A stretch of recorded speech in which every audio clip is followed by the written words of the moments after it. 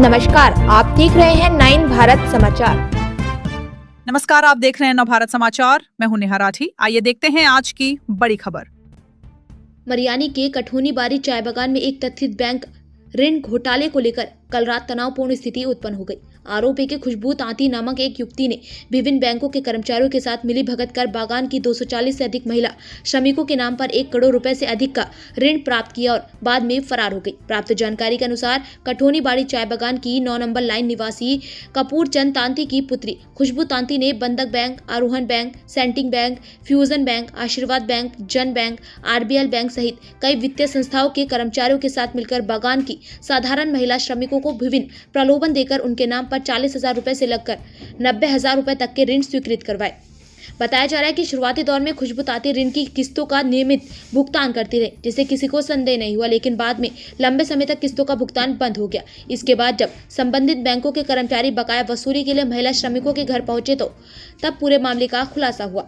घटना की जानकारी मिलते ही बड़ी संख्या में महिला श्रमिकों ने रात में खुशबू तांती की तलाश शुरू कर दी। आक्रोशित महिलाओं ने पहले उसके घर का घेराव किया और बाद में उसके रिश्तेदारों के घरों को भी घेर लिया। महिलाओं को संदेह था कि वह किसी रिश्तेदार के यहाँ छिपी हुई है। स्थिति उस समय और अधिक तनावपूर्ण हो गई, लेकिन पुलिस के मौके पर पहुंचने के बाद हालात पर काबू पाया गया। फिलहाल आरोपी खुशबू तांती फरार बताई जा रही है। मामले को लेकर क्षेत्र में व्यापक चर्चा है और प्रभावित महिलाएं दोषियों के खिलाफ कड़ी कार्रवाई की मांग कर रही हैं।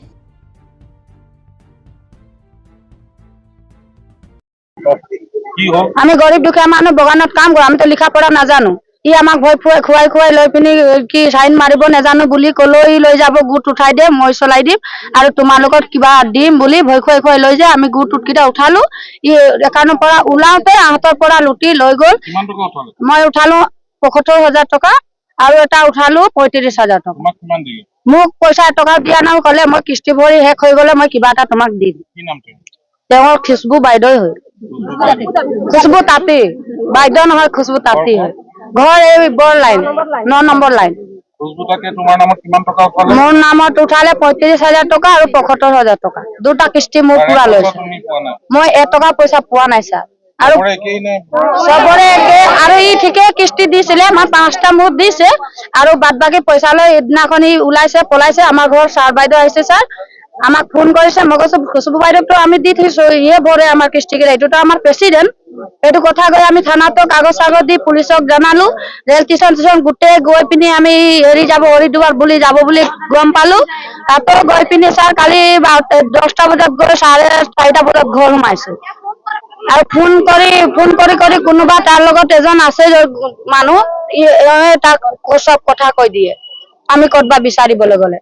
আজিলৈকে মানুহটোক পোৱা নাই। আৰু আমাৰ ইমান এতিয়া আমি ইয়াৰ হেৰি আমাৰ ল'ৰা ছোৱালীকেইটা স্কুললৈ আহিছে আৰু ডাঙৰ ডাঙৰ ল'ৰাকেইটা ক'লে যে খুশবু বাইদেউক ইয়াত দেখিলো, এইটো কাৰণে আমি দৌৰ মাৰি আহিলো। ইয়াত যদি আছে আমাক মানুহটোক লাগে যে আমি মিটিং এটা দি সুধিম, আমাৰ পইচাকেইটা কিস্তিকেইটা ভৰিবনে নাই তাক এইটোৱে সুধিবলৈ আমি বিচাৰি আছো ছাৰ। সিহঁতৰ ঘৰত সোমাবলৈ দিয়া নাই, হুলস্থুল কৰি আছে।